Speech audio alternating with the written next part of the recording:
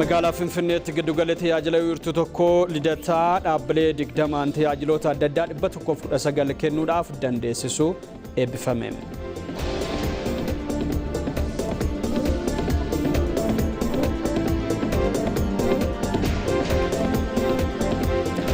Dhimma filannoon walqabatuun filannoo waliigalaa torbaffaa qaqqabeessaa fi amanamaa taasisuudhaaf hunduu ga'ee isaa baachuu qaba jedhan manni marii waloo paartilee siyaasaa naannoo Oromiyaa.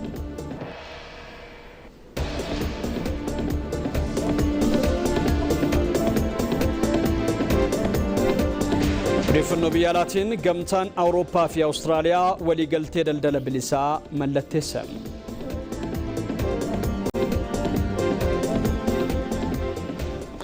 Kunneen ijoowwan oduu keenyaa marsaa jalqabaatiin turtii sa'aatii tokkos wajjiniin taasisnuudha. Kabajamtoota daawwattoota keenya Noordofaan wajjin akka turtan abdii guddaa qabna. Dabalataan immoo odeeffannoowwan biizinasii fi ispoortiis ni qabaanna.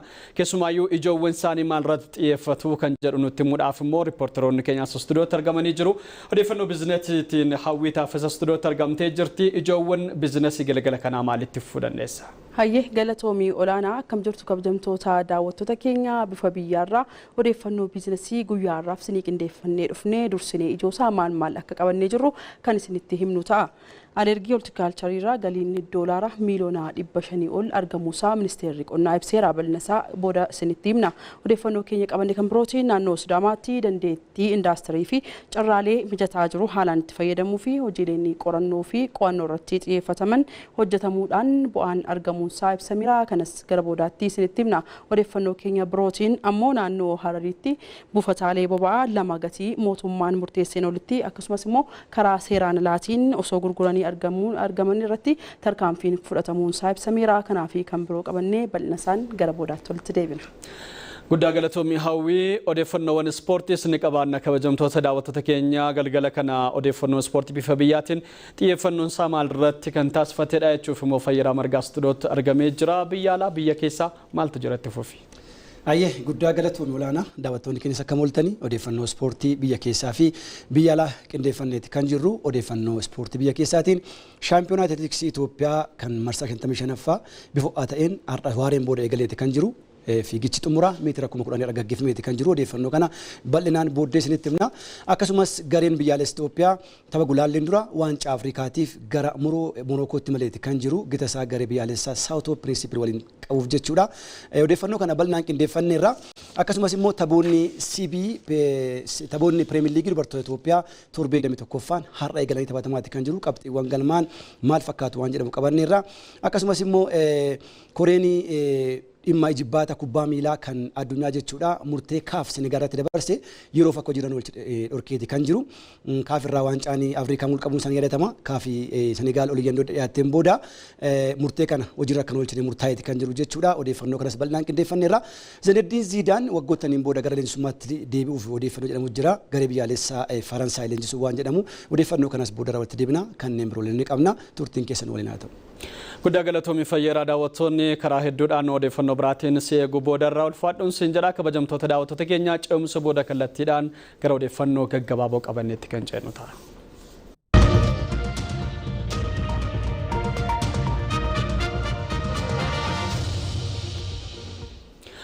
Manni marii bakka bu'oota uummataa wixinee labsii liqiiwwan hojii misoomaa itti fufinsaan garaagaraa fi tajaajila fayyaatiif oolu raggaaseera. Manni marii bakka bu'oota uummataa yaa'ii idilee 12ffaasaa taa'ee jira. Manni marichaa yaa'ii idilee isaatiin waliigaltee liqii baankii Kooriyaa Ekspoort Impoortii fi mootummaa Itoophiyaa gidduutti mallatteeffame bittaa meeshaalee yaalaatiif oolu irratti mari'achuudhaan raggaaseera. Kana malees immoo waliigaltee liqii baankii Kooriyaa Ekspoort Impoortii sarara daddabarsa anniisaa elektiriikaa ijaaruudhaaf oolu akkasumas waliigaltee liqii mootummaa Faransaay fi mootummaa Itoophiyaa gidduutti mallatteeffame anniisaa haaromfamaa fi dijitaalaayizeeshiniitiif oolu qorachuudhaan raggaaseera. Manni marichaa walga'iisaa idilee kanaan waliigaltee liqii misoomaa magaalaa fi seeftineetii waldaa misoomaa addunyaa fi mootummaa Itoophiyaa gidduutti mallatteeffame irratti erga mari'ateen boodas raggaaseera.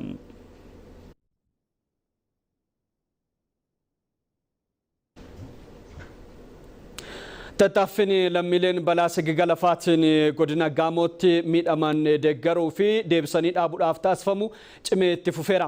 Manni marii Federeeshinii fi Ministeerri Haqaa lammiilee godina Gaamotti balaa sigigalaafaatiin miidhamaniif deeggarsa maallaqaa fi meeshaalees kenneera. Godinichatti argamuudhaan deeggarsa kana kan kennan afayaayin mana marii Federeeshinii Aganyaw Tashaagar tattaaffini lammiilee balaa sigigalaafaatiin godina Gaamotti miidhaman deeggaruu fi deebisanii dhaabuudhaaf taasifamu cimeetti fufeeraa jedhani. Manni marichaa deeggarsa birrii miiliyoona 3 arjoomuu kan himan afayaayichi tattaaffii lammiilee kanneen deebisanii dhaabuudhaaf taasifamu keessattis qooda isaa akka bahaatus ibsaniiru. Naannolee hundatti balaan gahuun dura of eeggannoo gochuun balaan akka hin mudanne ittisuu fi deebii atattamaa kennuudhaaf dandeettii qindaawaa uumuun barbaachisaadha jedhameera. Ministeerri Haqaa bifuma wal fakkaatuun deeggarsa birrii miliyoona kan arjoome yoo ta'u, pirezidaantiin naannichaa Xilawun Kabbadaa mana marii Federeeshinii fi Ministeerri Haqaa deeggarsa taasisaniif galateeffataniiru.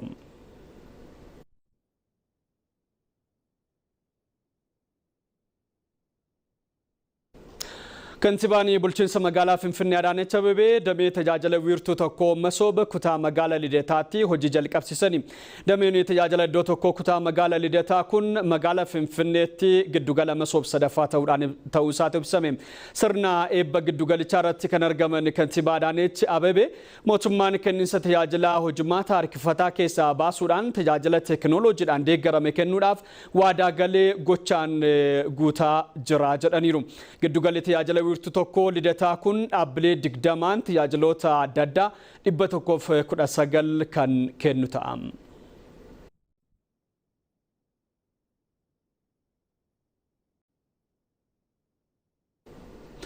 Bulchiinsa magaalaa Roobeetti wiirtuun tajaajila iddoo tokko eebbifamuudhaan tajaajila uummataaf banaa ta'eera. Jiraattonni magaalichaas wiirtuun kun rakkoo kanaan dura gama tajaajilaatiin ture nurraa furaa jenneet abdanaa jedhaniiru. Bulchiinsi magaalaa Roobee tajaajila si'ataa dhaqqabamaa fi teekinooloojii dijitaalaatiin deeggarame hawaasa biraan gahuudhaaf wiirtuu tajaajila iddoo tokko eebbisiisuun tajaajila uummataatiif banaa godheera. Sirna eebbaa giddugalichaa irratti kan argaman itti gaafatamaan ijaarsa paartii badhaadhinaa damee Oromiyaa Dr. Mangistuu Baqqalaa wiirtuun kun bu'aa tarkaanfii mootummaan naannichaa tajaajila hawaasaa si'ataa dhaqqabamaa fi ammayyaa taasisuun itti fufiinsa lammiilee mirkaneessuudhaaf hojiirra oolchee ta'uu isaati kan dubbatan. Wiirtuun kun tajaajila si'ataa kennuun cinaatti kennaa fi loogummaa hambisuu keessattis gumaacha olaanaa qabasii jedhani. Hooggantuun Biiroo Public Service fi misooma qabeenya namaa Oromiyaa Kokabedidha. Wiirtuun kun tajaajila qulqulluu fi haqa qabeessa kennuun isaa itti quufinsa uummanni mootummaa irratti qabu akka dabalu taasisaa jedhani. Kantiibaan bulchiinsa magaalaa Roobee Diino Amin immoo wiirtuun kun foddaa 12 tajaajiloota 125 kan kennu ta'uu isaa ibsaniiru.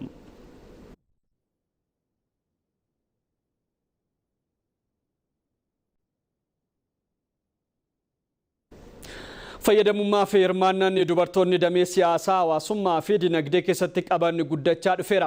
Waltajjiin xumura kabaja guyyaa dubartoota addunyaa sadarkaa naannoo Affaaritti magaalaa Samaraatti taa'ameera.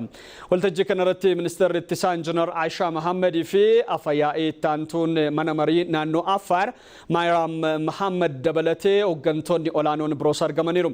Waltajjii kanarratti kan argaman afyaa'ii taantuun mana marii Federeeshinii Zahara Mahammad jijjiiramaa fayyadamummaa fi hirmaannaan dubartoonni damee siyaasaa hawaasummaa fi dinagdee keessatti qaban guddachaa dhufeera jedhani. Miidhaa fi dhiibbaawwan dubartoota irra gahan hir'isuun damee garaagaraa keessatti hirmaachisuun dabalataa dubartoonni qaama murtii kennu ta'aa dhufuu isaaniis waltajjii kanaan ibsaniiru.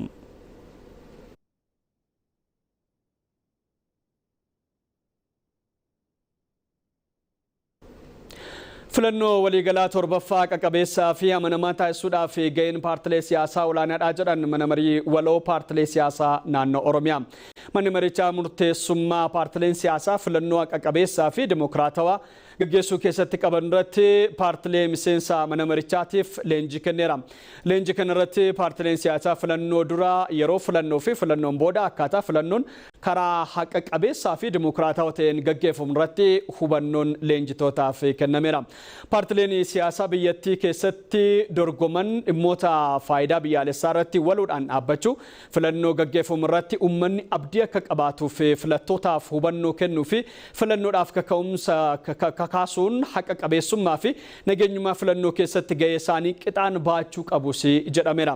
Kanaafis immoo paartileen halaala taa'uudhaan komachuu fi akka diinaatti wal ilaaluurra kan darbe mootummaa fi paartileen wal hubachuudhaan waliin hojjechuun murteessaa ta'uun isaas waltajjii kanarratti ka'eera. Dhimma beetta shoomeetu gabaase.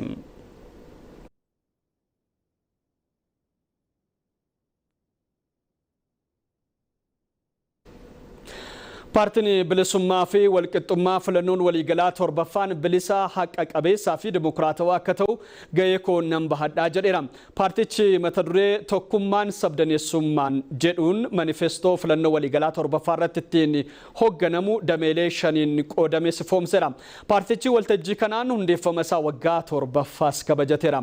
Manifestoon paartichaa kutaalee gurguddoo shan dinagdee, hawaasummaa, siyaasa, hariiroo alaa fi raawwii manifestoo jedhaniin qoodamee kan dhiyaatedha. Dura taa'anii paartichaa Dr. Abdul Qadir Adam biyyi cimaan ijaaramuu kan danda'u adeemsa filannoo dimokiraataa qofaanii waan ta'eef kanaanis immoo filannoon waliigalaa torbaffaa haqa qabeessa bilisaa fi dimokiraatawaa akka ta'u paartichi gahee isaarraa eegamu kan baatu ta'uu ibsani. Paartichi nageenya biyyaa bilisummaa fi tasgabbii kabachiisuu fi filannichi naga qabeessa akka ta'u paartilee siyaasaa biroo waliinis qindoominaan hojjechaa jiras jedhaniiru.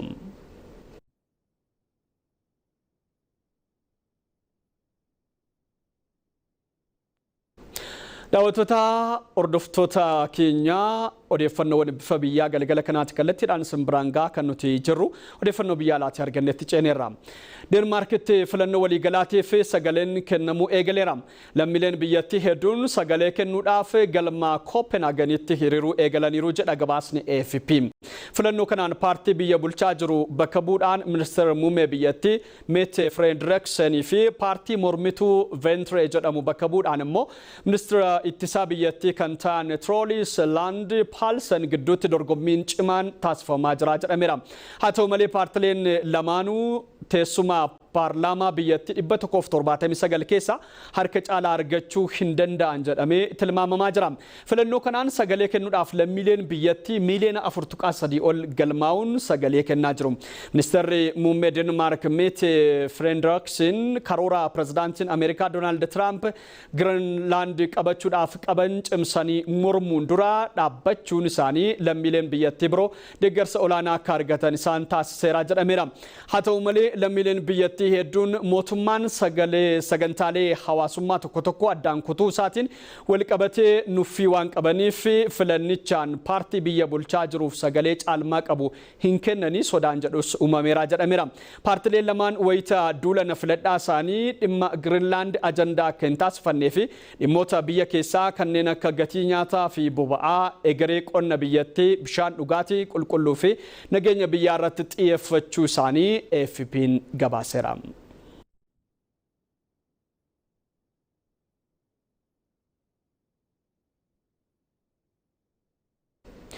Gamtaan Awurooppaa fi Awustiraaliyaan waliigaltee daldala bilisaa mallatteessani.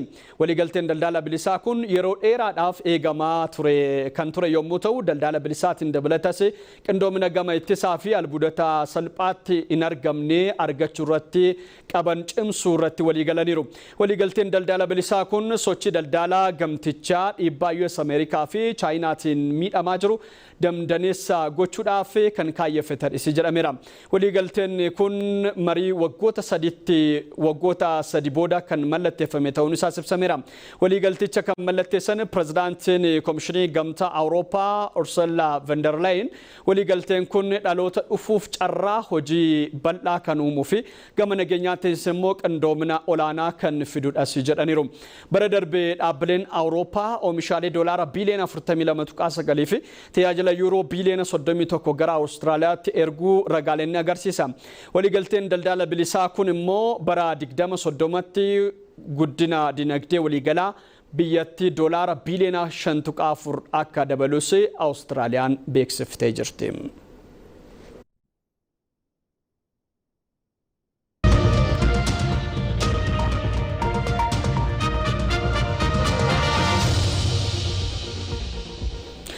daawwattoota odeeffannoowwan kallattiidhaan simbiraan gahaa jirra TV afaan Oromoo irratti argamtu bifa biyyaatiin simbiraan gahaa jirra gara odeeffannoowwan biizinasii fi ispoortii wal duraa duubaan qabanneetti sinceessnaa jalqaba hawwii fi fayyaraan odeeffannoowwan qaban ijoowwan saasanitti manii turani ammoo kallattiidhaan bal'ina simbiraan ga'u ana wajjin boodara walitti deebina.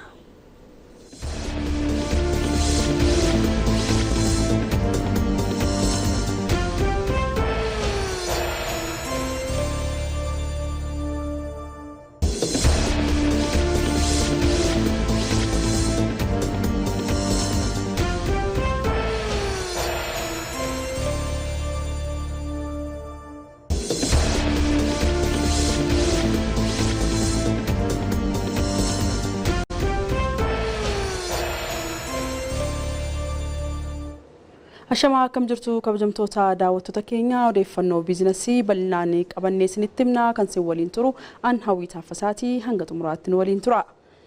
Alergii oomisha hortikaalcharii irraa galiin doolaaraa miiliyoona 500 ol argamuusaa ministeerri qonnaa beeksise. Agarsiisni qooda fudhattoota damichaa hirmaachisee kan guyyoota 3f turu magaalaa Finfinneetti eegaleera. Muktaar Abdallaa. agarsiisa qooda fudhattoota damee hortikaalcharii biyya keessaa fi alaa hirmaachise kanarratti kan argaman ministeer deetaan ministeera qonnaa Dr. Soofiyaa Kaasaa Itoophiyaan haalota mijatoo damichaaf oolan gaarii qabaachuu eeruun biyyattiin alergii damichaarraa Afrikaarraa yeroo dhiyootti akka dursituuf xiyyeeffannoon hojjetamaa jiraachuu himaniiru. Itoophiyaan Afrikaarraa Keeniyaatti aanuudhaan biyya habaaboo alatti ergitu ishee lammaffaadha. Waggoota muraasa booda oomishtoonni damichaa Afrikaarraa Itoophiyaa tokkoffaa akka taatuuf waadaa galanii hojjetaa jiru. Waggoota 10 booda mootarii alergitoota addunyaa sadarkaa duraarra jiran keessaa tokko taana jennee amanna. Sababni isaa immoo Itoophiyaan kanaaf haala mijataa gaarii qabdi waan ta'eef.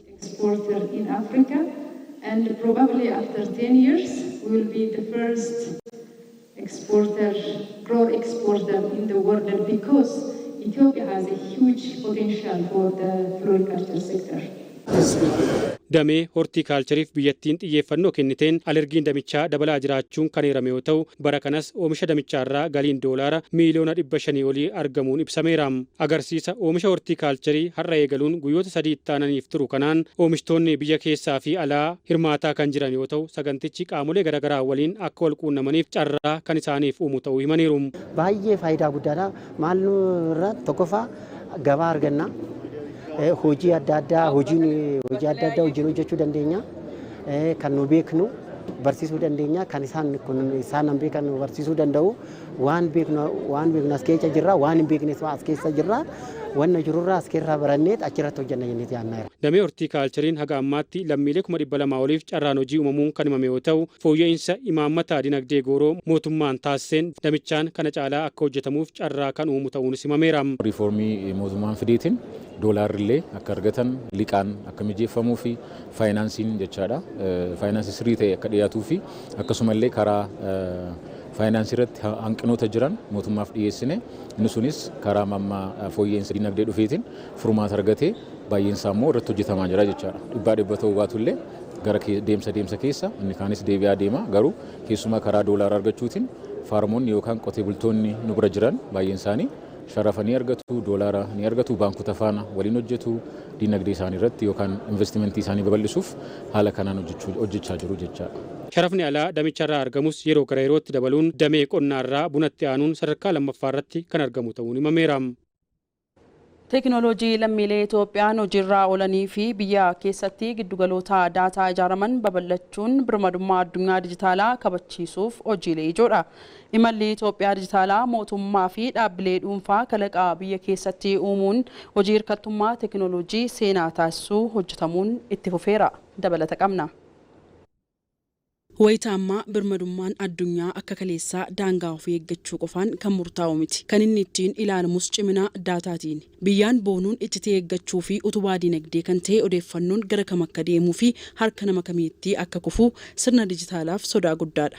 የሌሎች ሀገራቶችን ልምድና አፕሊኬሽን ወደኛ እንዲመስል ወይም ይሄ ኮንቴክስቹዋላይዝ muuxannoo fi appilikeeshinii biyyoota biroo gara keenya akka dhufuu fi kan keenya akka fakkaatutti jijjiiruun haala nuuf mijatuun wayita fayyadamnu ni jirra. Amma rakkoo kan ta'u furtuu ijoo isaan qabatanii nuuf maamilummaa hayyamuun nuti itti fayyadamuun wayita irra deebiin haaressuu gaafatutti kan hayyamsiisnu yoo ta'e waan tokko yoo barbaannu isaaniin kan hayyamsiisnu yoo ta'e birmadummaan daataa hin jiru jechuudha. Ammallee birmadummaa isaa hin kabachiisne jechuudha. Kanaaf nama kamillee osoo hin hayyamsiisin daataa ofii keenyaa kan fayyadamnu yoo ta'e birmadummaan keenya kabajameera. Imalli dijitaal Itoophiyaa ashaaraa ijoollee ofii isheen birmadummaa saayibariin boqonnaa haaraan galmaa'uuf hirkattummaa teekinooloojii cabsuun birmadummaa dijitaalaa ishee labsachuuf qophiirra jirti. Giddugaloonni daataa biyya keessatti ijaaraman babal'achuun odeeffannoon jiru karaa nageenyummaan isaanii eegameen akka ta'an taasisuuf weerara odeeffannoo kan ittisu amansiisaa kan ta'edha. ሉዓላዊነቱን የጠበቀ የክላውድ ሰርቪስ አገልግሎት መስጠት ጀምረናል። birmadummaa isaa kan eegame tajaajila kuusaa odeeffannoo kennuu eegalleerra. Kunis kaayyoo dijitaal Itoophiyaa 2030 waliin kan adeemudha. Kunis dhaabbileef kallattiidhaan daataa isaanii bitachuun biyya keessa kan kaa'anii fi tajaajila sana kan itti argatanidha. Kaapitaala dhuunfaa isaanii osoo hin baasin kallattii nu bira galchuun ariitiin tajaajila argatan kennuuf kan isaan dandeessudha. Birmadummaan dijitaalaa keenyaa kan biroon hojiirra kan oolchan meeshaa tarsiimoo guddichaa kan ta'e gama Itiyoo Teelekoomiin kan ifoome Teeleestiriimidha. Teeleestiriim tajaajila saatalaayitiif sharafa alaa miiliyoonatti lakkaa'amuu ba'aa ture baraaruun diinagdee biyyaa ni deeggara. Kana malees odeeffannoo biyya keessatti kuusuu fi qooduuf iccitii biyyaa eeguu fi gama teekinooloojiin dandeettii jiru cimsachuudha. ይዘን እየመጣን ያለነው እኛ ናሽናል ዲጂታል ኮንቴንት ፕላትፎርም ነው። nuti qabannee kan dhufaa jirru qabiyyee tooftaa dijitaalaa biyyaalessaati. Kanarratti miidiyaaleen kanneen industirii kalaqaa irratti bobba'an ogeessonni yaada isaanii qopheessuun kaa'u. Kunis miiliyoonota biratti isaaniif qaqqabaa jechuudha. Faayidaan biyyaalessaa isaa maali yoo jedhame qabiyyeen keenya 98 kan ta'u xumuramaa kan jirudha. Gama saatalaayitiin jechuudha. Baasii sharafa alaaf kaffallu kan nuuf qusatudha. Labsiin eegumsa daataa dhuunfaa hojiirra ooluun boqonnaa injifannoo birooti. Kunis Itoophiyaa gama qabiinsa odeeffannoon amanamummaa idil-addunyaa akka argattuu fi mirga dijitaalaa lammiilee ejjennoo cimaa irratti akka kaa'attuuf ishee dandeessisa. Dhaabbileen maayikiroo faayinaansii guddina nama dhuunfaatiifis ta'ee biyyaaf qooda olaanaa waan ta'eef gama dijitaalessuu fi qulqullina tajaajilaatiin Itoophiyaa keessatti akka cimaniif hojjetamaa jira. Konfiraansiin dhaabbilee maayikiroo faayinaansii idil-addunyaa guyyaa 3 turu Finfinneetti dhaabbata mootummoota gamtoomanii galma Koomishinii Dinagdee Afrikaatti taa'amaa jira. Taaddasaa Tarrafaatu hordofe. Dhaabbileen maayikiroo faayinaansii tajaajila liqii fi qusannaa kennan guddina biyya tokkoo keessatti shoora olaanaa qabu. Konfiraansiin idil-addunyaa guddina dhaabbilee maayikiroo faayinaansii fi abdii egeree dhalootaa dhufuu mata duree jedhuun Itoophiyaan qopheessaa jirtu kun guddina damee kanaatiif iddoo guddaa qaba. Konfiraansii kanarratti dhaabbileen maayikiroo faayinaansii Itoophiyaa keessatti argaman 62 olii fi dhaabbileen maayikiroo faayinaansii biyyoota Afrikaa fi addunyaa garaagaraa qorattoonnii fi namoonni imaammataa qopheessan 500 ol hirmaataa jiru. Konfiraansii kanarratti kan argaman bulchaan baankii biyyaalessaa Iyyoob Takkaalliin Itoophiyaan ajandaa guddina biyyaa keessatti qooda dhaabbilee maayikiroo faayinaansii hubattee dhiyeessii faayinaansii liqii fi qusannaan carraa hojii fi kalaqni akka babal'atu hojiirra oolchaa jirti jedhan. This theme speaks directly to Ethiopia's development journey and to the critical role microfinance plays in advancing inclusive and sustainable economic growth.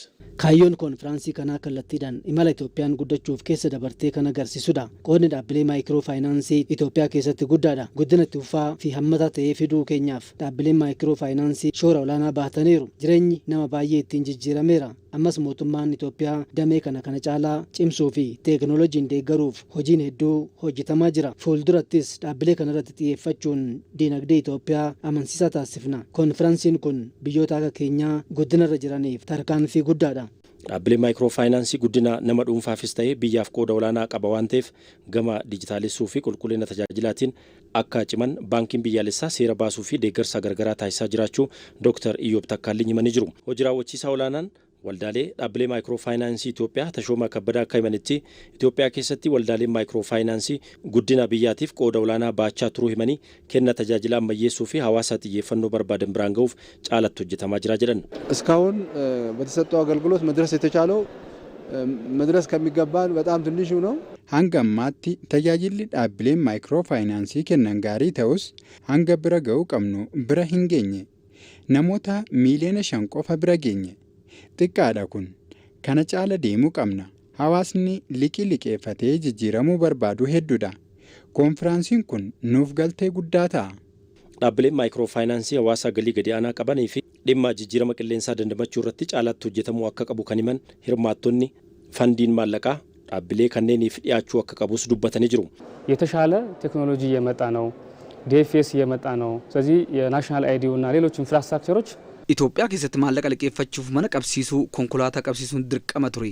Amma garuu bu'uuraalee misoomaa kan akka DFS fi eenyummeessa dijitaalaa guutamaa jira waan ta'eef liqaa kennuuf amma salphaa ta'aa jira.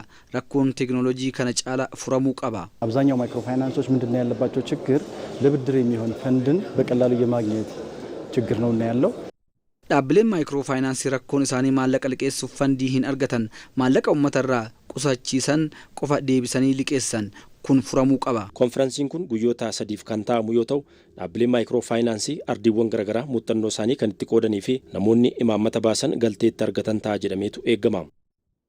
Naannoo Sidaamaatti dandeettii indaastirii fi carraalee mijataa jiru haalaan itti fayyadamuun hojiileen qorannoo fi qo'annoo irratti xiyyeeffatee hojjetamee bu'aa argamsiiseera jedhame. Waltajjiin sosochii ce'umsaa caasaalee diinagdeef Itoophiyaan haa oomishtu mata duree jedhuun qophaa'ee magaalaa Hawaasaatti gaggeeffameera. Pirezidaantiin naannichaa Dastaalee Daamoo dandeettii qabeenya indaastirii jiru haalaan itti fayyadamuun hojiileen hojjetaman bu'aa argamsiisaniiru jedhan. Kanaanis indaastiriiwwan karaa qindaa'aa ta'een deeggaruun dandeettii oomishaa damichaa fi gama carraa hojii uumuun dandeettii isaa akka cimsatuuf danda'ameera. Indaastiriiwwan naannicha keessa jiranii hooggansaa fi dhaabbilee faayinaansii waliin qindaa'uun damichi dinagdee biyyaa irratti shoora jajjabeessaa ta'e cimsachuu qabas jedhameera. Sosochii Itoophiyaan haa oomishtuun naannichatti indaastiriiwwan hojii alaa ta'anii turan 80 ta'an gara oomishaatti akka deebi'anii fi carraa uumeera. Naannichatti damee indaastiriin jijjiiramoonni galmaa'an jiran agarsiisuuf indaastiriiwwan 160 ol kan irratti hirmaatan agarsiisni akka banamus ibsaniiru. Naannoo Harariitti buufataalee boba'aa lama gatii mootummaan murteesseen olitti akkasumas karaa seeraan alaatiin boba'aa osoo gurguranii argaman irratti tarkaanfiin fudhatamu ejensiin misooma daldalaa naannichaa beeksise. Hoogganaan ejensii misooma daldalaa naannichaa Shaariif Muummee akka ibsanitti buufataaleen boba'aa tarkaanfiin irratti fudhatame lamaan gatii mootummaan murteesseen olitti gurguruudhaan akkasumas gabaa idileen alatti dhoksaan osoo gurguranii argamuu isaatiini jedhan. Buufataaleen boba'aa lamaan kunniin gochaa kanarraa akka of qusataniif akeekkachiifni afaanii fi barreeffamaa kennamuufis gocha isaanii irraa of qusachuu akka hin dandeenyes ibsaniiru. Haala kanaan baatilee itti fufan 6 oomisha boba'aa kamiyyuu akka hin gurgurre godhamaniirus jedhan. Hordoffii fi to'annoon gurgurtaa boba'aa irratti taasifamu cimee akka itti fufus hoogganaan kun beeksisaniiru.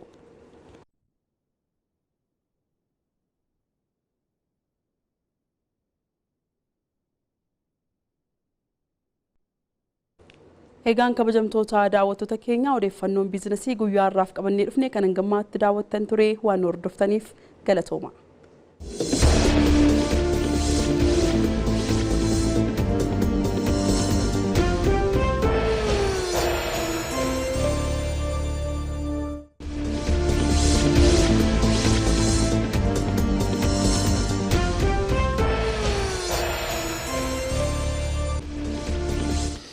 Amma immoo dabareen kan odeeffannoo ispoortiiti. Odeeffannoo ispoortii kan simbiraan ga'u an Fayyinaa Margaati. Shaampiyoonaan atileetiksii Itoophiyaa 55ffaan har'aa bifa ho'aatiin gaggeeffamuu eegaleera. Shaampiyoonaan atileetiksii Itoophiyaa marsaa 55ffaan har'aa eegalee guyyoottan 6 dhufanii fi atileetota 1000 ol waliin morkachiisuu har'a eegaleera. Shaampiyoonaa kanarratti naannoleen 9 fi bulchiinsota magaalaa lameen dabalatee akkasumas kilaboonni atileetiksii 36 ta'an waliin morkatu jedhameera. Federeeshiniin atileetiksii Itoophiyaa qulqullinaa fi haqummaa dorgommii kanaa mirkaneessuuf yeroo jalqabaatiif maashiniiwwan dorgommii haaraa hojiirra oolchuu beekseera. Kaameraa xumuraa agarsiisuu dabalatee maashinoonni haala dorgommichaa biroo galmeessan bu'aan taphicharraa argamu qulqullina akka qabaatu qofa osoo hin taane sadarkaa dorgommichaa ol kaasuuf xiyyeeffannoon kennamuun himameera. Atileetota dorgommichaa injifatanii badhaasni meedaaliyaa fi maallaqaa kan kennamu ta'uu fi Itoophiyaan yeroo jalqabaaf kan keessummeessitu waan day miiting irratti akka hirmaatan eerameera. Shaampiyoonaan atileetiksii marsaa 55ffaa kanaan guyyaa baniinsa dorgommichaan fiigicha fageenya meetiraa 10,000 dubartoota eeggamaa ture xumura argateera. Fageenya kana atileet Tsiggee Gabrasalaama injifannoon xumurtee jirti. Atileetii Muliyyee Dhaqqaboo poolisii Oromiyaa irraa sadarkaa 2ffaa qabattee yoo xumurtu Atileetii Aseffuu Abrahaammoo Itiyoo Elektiriik irraa sadarkaa sadaffaa qabachuudhaan goolabdeetti.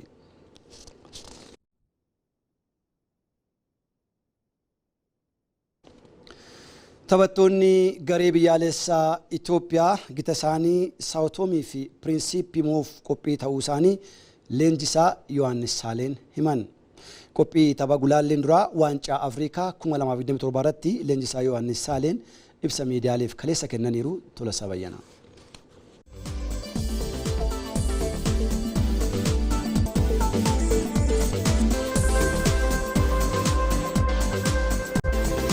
Waancaa Afrikaa 2027f taphoota gulaallii taphatamaniif dabruuf gareen biyyaalessaa Itoophiyaa garee Saawutoomee fi Piriinsippee wajjin gaafa jimaata galgalaa taphata. Tapha gulaalliin duraa kanaaf leenjisaan garee biyyaalessaa Itoophiyaa Yohaannis Sahalee taphattoota liigii biyya alaa keessa taphatan 2 dabalatee taphattoota 23f waamicha taasisuun torban tokkoof shaakalchiisaa turaniiru. Shaakalaan dabalatatti naamusa kabaja biyyaa mul'isuun socho'uu akka qaban qajeelfamni kennamuufis ibsa kennaniin himaniiru. የብሔራዊ ቡድን መመሪያ ተሰጥቷል። qajeelfamni garee biyyaalessaa kennameefira. Qajeelfamni biyyaa fi alaabaa ilaallatu kennameera.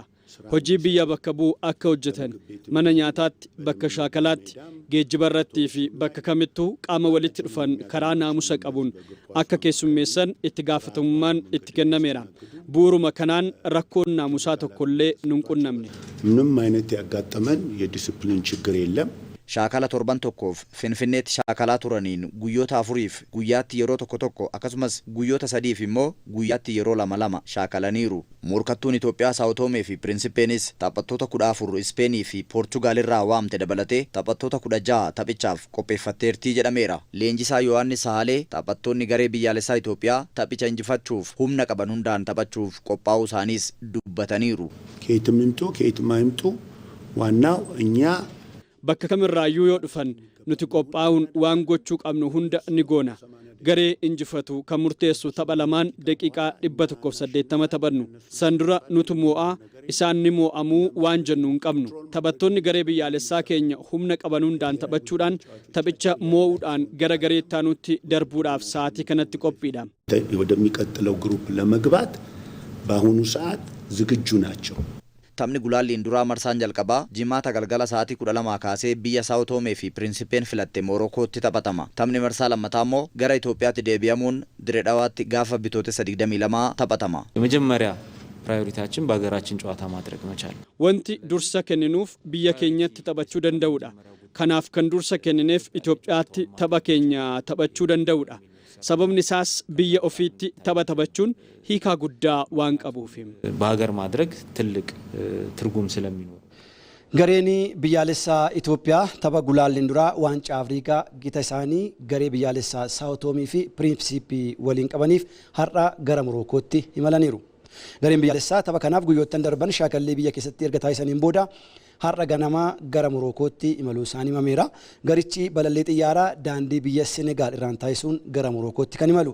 Imala kanarratti gareewwan Itoophiyaa keessaa dursaan taphattoota waaliyaawwanii kan ta'e Gaatochi Paanoom abbaan isaa tasaa waan boqotaniif garicha waliin garasitti in imallee jedhameera. Gareen biyyaalessaa Itoophiyaa tapha gulaalliin duraa marsaa jalqabaa waancaa Afrikaan jimaata dhufu gita isaanii garee biyyaalessaa Saawutoomii fi Piriinsippii waliin Morokoo isteediyeemii Al Abdiitti kan taphatan ta'a. Taphni deebii immoo guyyoottan 4 booda isteediyeemii intarnaashinaala Direedhawaa irratti kan taphatamu ta'uu sagantaan bahee ni ifoomsa.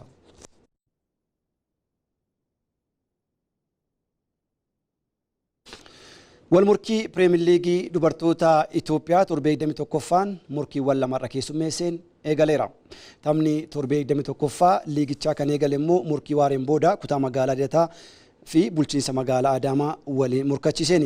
Taphicharraa Adaamaan qabxii 6 caalamee sadarkaa 11ffaa irratti kan argamu kutaan magaalaa Lidataa 4-1 injifachuun qabxii murteessa 3 argachuu danda'eera. Walmorkiin taphoota Piriimiyer Liigii dubartoota Itoophiyaa torbee 21ffaan borulleetti fuun taphoota eegamoo lama keessummeessa. Borus taphoonni lama kan taphataman yoo ta'u waareen duraa sa'a 4 irraa eegaluun walmorkiin baankii daldalaa fi Machaal gidduu taphatamu ni eegama. Baankiin daldalaa Itiyoo Elektiriik qabxii 2 caaluun liigicha dursaa kan jiru ta'u sadarkaa sadaffaa irratti kan argamu gareen Machaal immoo qabxii 44 qaba. Taphni inni biraa boru waareen booda sa'a 9 irraa eegaluun sadarkaa 2ffaa irratti kan argamu Itiyoo Elektiriikii fi Buna Sidaamaa waliin morkachiisa.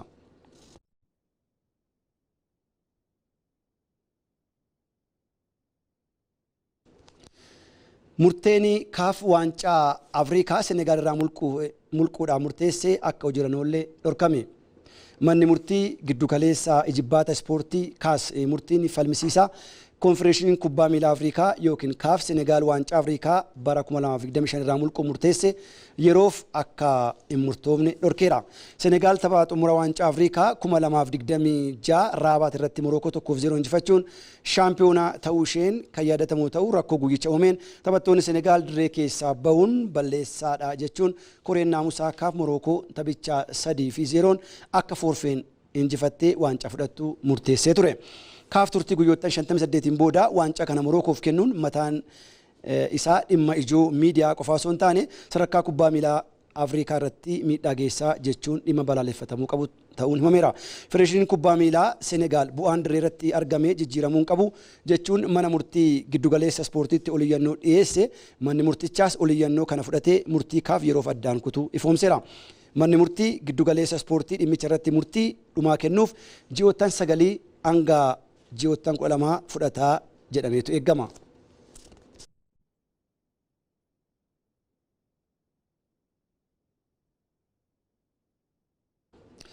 Odeeffannoo ispoortii keenyaa xumuraatiin Zineddiin Ziidaan garee biyyaalessaa Faransaay leenjisuu waliigalteerra gahuun himame. Taphataa fi leenjisaan beekamaan kilaba Speen Real Madrid duraanii Zineddiin Ziidaan waancaa addunyaa 2026 booda garee biyyaalessaa France bakka Didier Deschamps bu'anii leenjisuu waliigaluun himameera. Akka gabaasa Le Parisinitti pirezidaantiin kubbaa miilaa biyya Faransaay Philippe Dialoon Zineddiin Ziidaan baroota itti aanan garee biyyaalessa France leenjisuuf kaadhimamaa jalqabaa ta'uu mirkaneessaniiru. Taphataan colleen garee biyyaalessa France kun waliigalticha tole jedhanii fudhachuun leenjisaa garee biyyaalessa France taanaan gareen biyyaalessa France turtii waggaa tokkoon booda leenjisaa haaraa leenji'uu eegalaa jechuudha.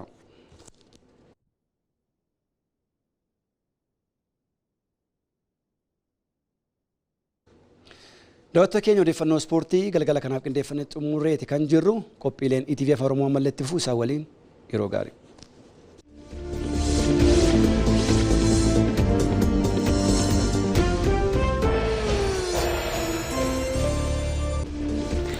Odeeffannoo biizinasii fi ispoortii booda walitti deebinee jirra kabajamtoota daawwattoota keenya filannoo keessan taasifatanii nu hordofaa waan jirtaniif guddaa galatoomaa isiniin jenna. Amma immoo yeroo itti ragaa haala qilleensaa simbiraan geenyu irra geenyerra. Haalli magaalonni gurguddoon biyyattii keessa jiran ragaa haala qilleensaa amma nuti arganneen rooba akkamii yookaan immoo ho'ina akkamii yookaan aduu akkamii keessummeessuu kan jedhu guyyoottan sadan itti aanan raagni isaa maal fakkaata kan jedhu simbiraan keenya hordofnee walitti deebina.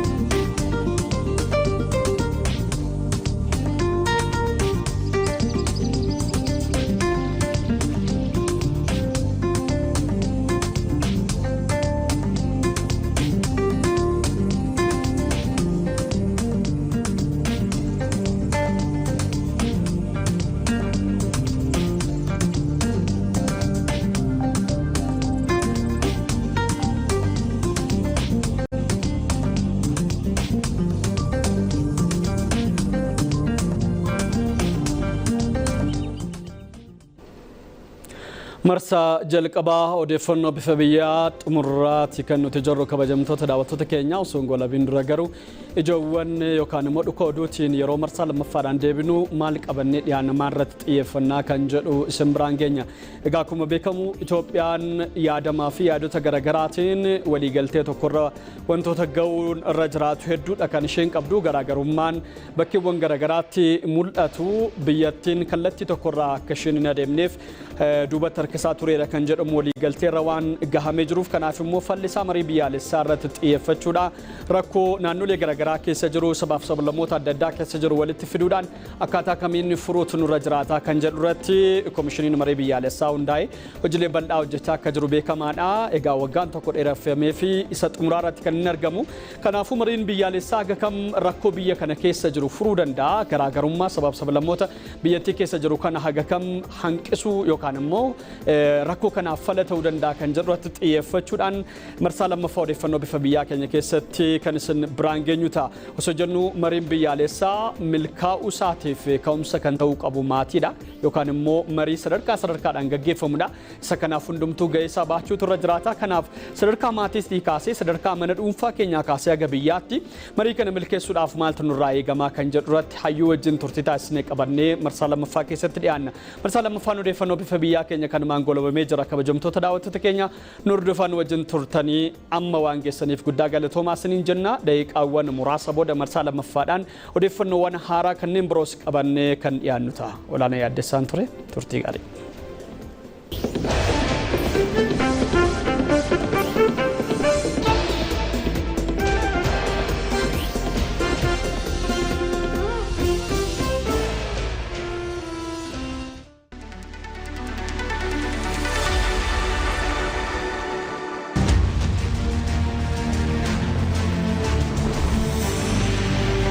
Qonna akkamiin ammayyeessuun danda'ama? Qamadii irratti hojiin nuti hojjechaa turre jijjiirama guddaa. Qonnaan bulaan rakkoo nageenyaa keessa jira. Dargaggoonni baadiyyaa dhiisanii gara magaalaa baqachuun aayidiyooloojii qeenxee ta'e qofa qabatanii isarratti cichanii dhaabbachuu osoo hin taane. Nageenyi qonnaan bulaa sirna paartii keessanii keessatti akkamitti mirkanaa'a? Xaa'oo fi sanyii filatamaa argachaa hin jiru. Qonnaan bulaan horsee bulaan boonas gannas hin facaasaa hin haamaa ni dha'a jechuudha. Keessumattuu maal jedhu abbootiin akkam bulteenuu meeqa ta'e jedhamee amma san ta'utti. Qabeenya uumamaa rabbi isaa kenne fayyadamee akka hojjetu yoo goone lafee duddaa miti qaama isaa guutuu jijjiiruu dandeenya jedhee namana. Baadiyyaa tiraansfoormi goonaa jechaati kan isin jirtanii. Carraa hojii biyya alaatti nuti uumnu carraa humna gurguratan qofa otoo hin taane carraa beekumsa gurguratan. Namni bilisummaadhaan oomisha isaa fidatee magaalatti dhiyeeffachuu hin danda'u. Agroo piroosesiin kan godhu faabrikaan hin jiru. Uummanni keenya waa hundaaniyyuu faayidaa argatee jirra.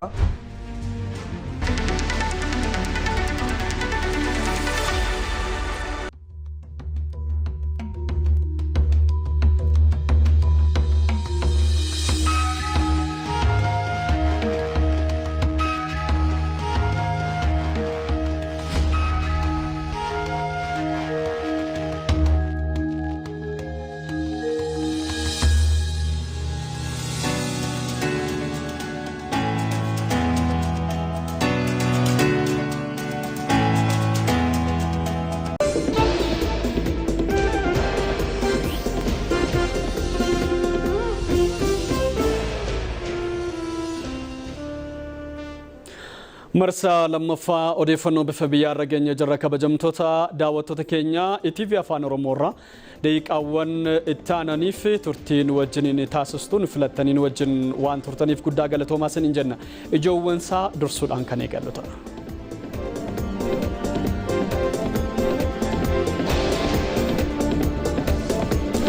Manni marii bakka bu'oota uummataa wixinee labsii liqiiwwan hojii misooma waaraa garaagaraa fi dijitaala fayyaatiif oolan raggaase.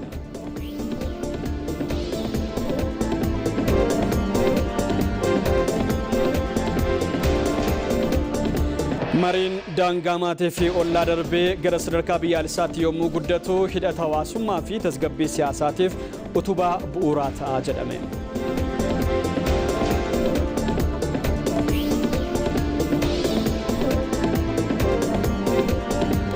Filannoo waliigalaa torbaffaa qaqqabeessaa fi amanamaa taasisuudhaaf gaheen paartilee siyaasaa olaanaadha jedhameera.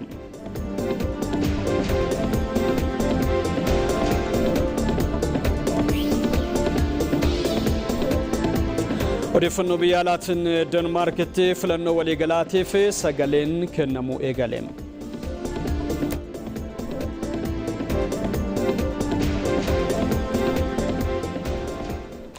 Kunneen ijoowwan oduu keenya marsaa lammaffaa odeeffannoo bifa biyyaatti kabajamtoota daawwattoota keenya marsaa lammaffaadhaan turtii sa'aatii tokko isin wajjiniin kan taasisnu ta'a. Akkuma jalqaba kaasnee dhimmi marii biyyaalessaa irratti xiyyeeffate immoo ajandaa keenya galgala kanaati. Isaan kanaaf kanneen biroo odeeffannoo bal'aa qabannee turtii isin wajjin taasisna. Cimsa boodatti fufna.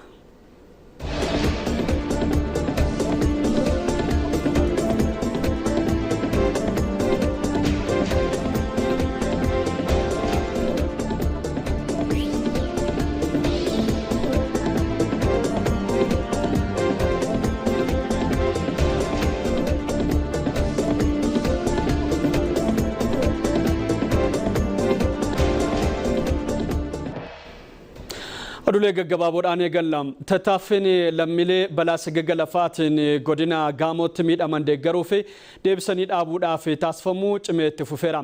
Manni marii federeeshinii fi ministeerri haqaa lammiilee godina Gaamotti balaa gaggalafaatiin miidhamaniif deeggarsa maallaqaa fi meeshaalees kenneera. Godinichatti argamuudhaan deeggarsa kana kan kennan fayyaa'in mana marii federeeshinii Aganyoo Tashaagar tattaaffin lammiilee balaa gaggalafaatiin godina Gaamotti miidhaman deeggaruu fi deebisanii dhaabuudhaaf taasifamu cimee itti fufeeraa jedhani. Manni marichaa deeggarsa birrii miliyoona 3 arjoomuu kan himan fayyaa'ichi tattaaffii lammiilee kanneen deebisanii dhaabuudhaaf taasifamu keessattis qooda isaanii akka baatu ibsani. Naannolee hundatti balaan gahuun dura of eeggannoo gochuun balaan akka hin mudanne ittisuu fi deebii tattamaa kennuudhaaf immoo dandeettii qindaawaa uumuun barbaachisaadha jedhameera.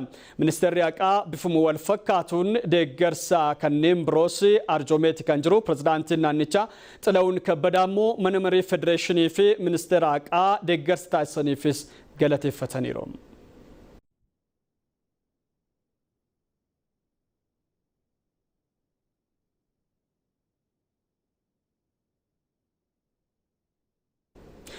Bulchiinsa magaalaa Roobeetti wiirtuun tajaajila iddoo tokkoo eebbifamuudhaan tajaajila uummataatiif banameera.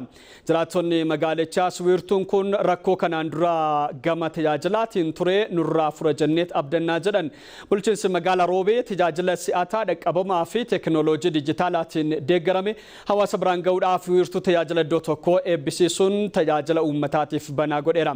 Sirna eebba giddugalichaa irratti kan argaman itti gaafatamaan ijaarsa paartii badhaadhinaa damee Oromiyaa Dr. Mangistuu Baqqalaa wiirtuun kun bu'aa tarkaanfii mootummaan naannichaa tajaajila hawaasaa si'ataa dhaqqabamaa fi ammayyaa taasisuun itti quufinsa lammiileetiin mirkaneessuudhaaf hojiirra oolchee ta'uusaa dubbatan.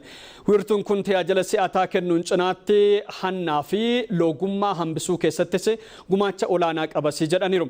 Hooggantuun biiroo Public Service fi misooma qabeenya namaa Oromiyaa Kokabee Didhaa wiirtuun kun tajaajila qulqulluu fi haqa-qabeessa kennuun isaa itti quufinsa uummanni mootummaa irratti qabu akka dabaluu kan taasisudha jedhaniiru. Kantiibaan bulchiinsa magaalaa Roobee Diinoo Amiin wiirtuun kun foddaa 12 tajaajiloota 125 kan kennu ta'uusaa himanii.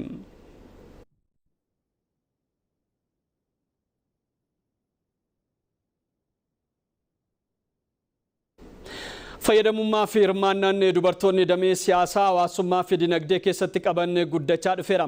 Waltajjiin xumuraa kabaja guyyaa dubartoota addunyaa sadarkaa naannoo Affaaritti magaalaa Samaraatti taa'ameera. Waltajjii kanarratti ministeerri ittisaa Injiinar Ashaa Mohammadii fi afayyaa'ii itti aantuun mana marii naannoo Affaar Maariyaam Muhammed dabalatee hooggantoonni olaanoon biroos argamaniiru.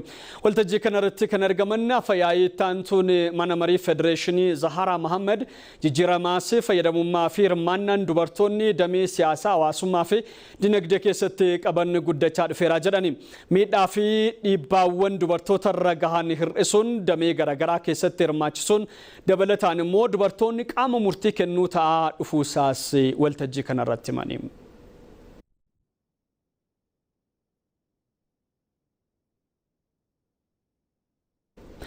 Paartiin bilisummaa fi walqixxummaa filannoon waliigalaa torbaffaan bilisa haqa qabeessaa fi dimokiraatawaa akka ta'u gahee koo nan bahadhaa jedhe. Paartichi mata duree tokkummaan sabdaneessummaan jedhuun manifeestoo filannoo waliigalaa torbaffaa irratti ittiin hoogganamuu dameelee shaniin qoodee ifoomseera. Paartichi waltajjii kanaan hundeeffama isaa waggaa torbaffaas kabajateera. Manifestoon paartichaa kutaalee gurguddoo shan dinagdee, hawaasummaa, siyaasa, hariiroo alaa fi raawwii manifestoo jedhamaniin qoodamee kan dhiyaatedha.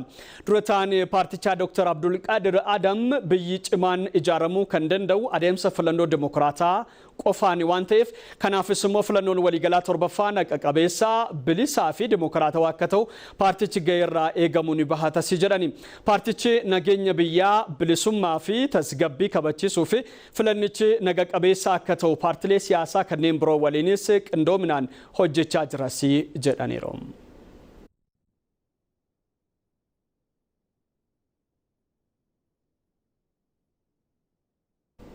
daawwattoota ETV Afaan Oromoo odeeffannoo bifa biyyaa hordofuu irratti argamtu gara odeeffannoo maddeen alaarraa arganneetti ceeneerra. Deenmaarkitti filannoo waliigalaatiif sagaleen kennamuu eegale. Lammiileen biyyattii hedduun sagalee kennuudhaaf galma Kopenhaaganitti hiriiruu eegalaniiru jedha gabaasni AFP irraa arganne. Filannoo kanaan paartii biyya bulchaa jiru bakka bu'uudhaan ministeerri muummee biyyattii Mette Frederiksen fi paartii mormituu Venstre jedhamu bakka bu'uudhaan immoo ministeerri ittisaa biyyattii Trilos Land Polsen gidduutti dorgommiin cimaan taasifamaa jedhameera. Haa ta'u malee paartiin lamaanuu teessuma paarlaamaa biyyattii 179 keessa harka caalaa argachuu hin danda'anii jedhamee tilmaamamaa jira. Filannoo kanaan sagalee kennuudhaaf lammiileen biyyattii miiliyoona 4.3 ol galmaa'uun sagalee kennaa jiru. Ministeerri muummee Denmaark Mette Frederiksen karoora pirezidaantiin Ameerikaa Doonaald Tiraamp Giriinlaand qabachuudhaaf qaban cimsanii mormuun dura dhaabbachuun isaanii lammiilee biyyattii biraa deeggarsa olaanaa akka argatan isaan taasiseera jedhameera. Haa ta'u malee lammiileen biyyattii hedduun mootummaan sagantaalee hawaasummaa tokko tokko addaan kutuu isaatiin wal qabate mufii waan qabaniif filannichaan paartii biyya bulchaa jiruuf sagalee caalmaa qabu hin kennan jedhuun sodaan uumameera. Paartiin lamaan wayita duulana filadhaa isaanii dhimma Giriinlaand ajandaa akka hin taasifannee fi dhimmoota biyya keessaa kanneen akka gatii nyaataa fi boba'aa egeree qonnaa biyyattii bishaan dhugaatii qulqulluu fi nageenya biyyaa irratti xiyyeeffachuu isaanii kan gabaase AFPdha.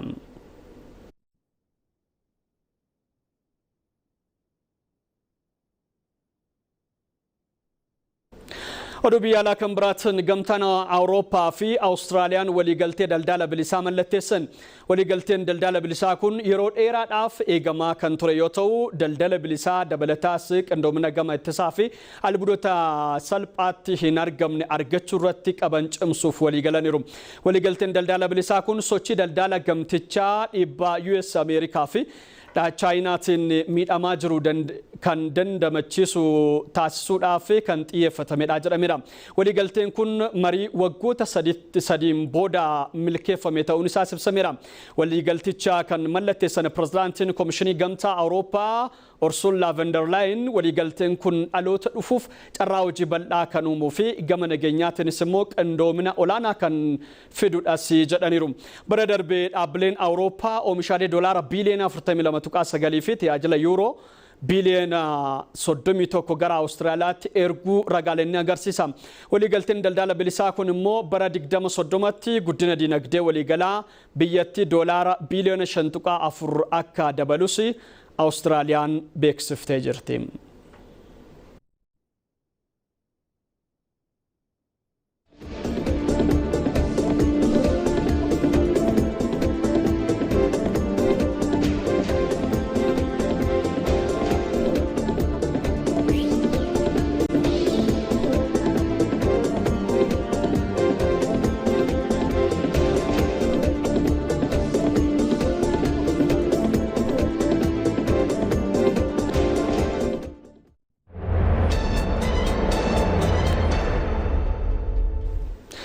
Dhuka oduu irra geenyerra kabajamtoota daawwattoota keenya dhuka oduutiin immoo dhimma xiyyeeffannoo addaatiin bal'aan simbiraan geenyuu fi dhimma irratti xiyyeeffannee simbiraan geenya. Egaa mariin biyyaalessaa dhimma ajandaa guddaa biyyattiin ammatti qabattee ittiin deemaa jirtu galgala kana dhukni oduu keenya irratti xiyyeeffata. Mariin daangaa maatii fi ollaa dabarsee gara sadarkaa biyyaalessaatti yommuu guddatu hidhata hawaasummaa fi tasgabbii siyaasaatii fi utubaa bu'uuraa ta'a.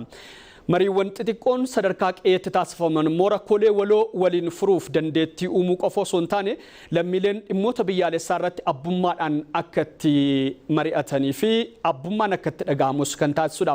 Muuxannoon kun gara marii biyyaalessaatti yommuu ce'u immoo walitti bu'insa mariif marabbaadhaan hiikuu fi sirna demokiraasii cimaa ijaaruudhaafis karaa saaqa.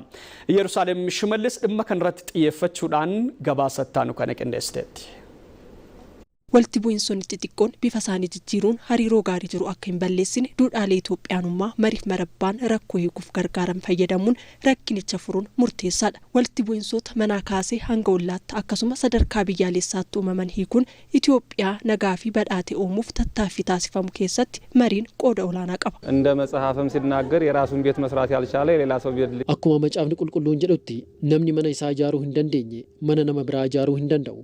Mariin manuma keessaa jalqaba, araarri manuma keessaa jalqaba, nagaanis manuma keessaa jalqaba. Namni manni isaa nagaa ta'e alattis nagaa qabaata. ከቤተሰብ የሚጀመሩ ውይይቶች mariin maatii keessaa jalqabu guddachaa gara sadarkaa biyyaatti ga'a. Yoo gadi bu'anii maatii keessatti mariin jiraate hawaasa bilchaataa fi qaroomee uumuun ni danda'ama. Biyya keenya keessas rakkoolee hin furamne hedduutu jiru. Isaan sunneenis kan furaman marii qofaani.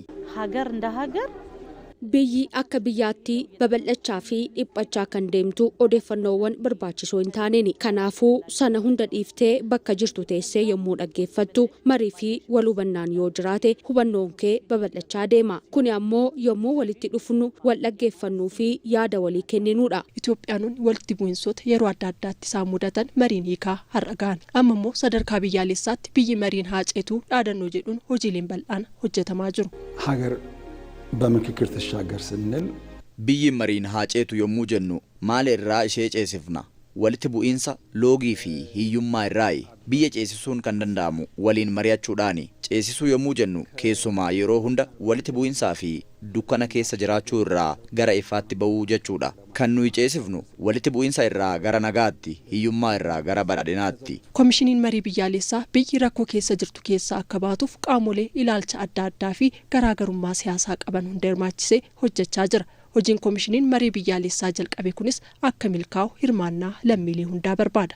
አንደኛው የባለቤትነት ስሜት inni tokkoffaan miira abbummaati. Na ilaallata jechuun kutannoodhaan ka'uu gaafata.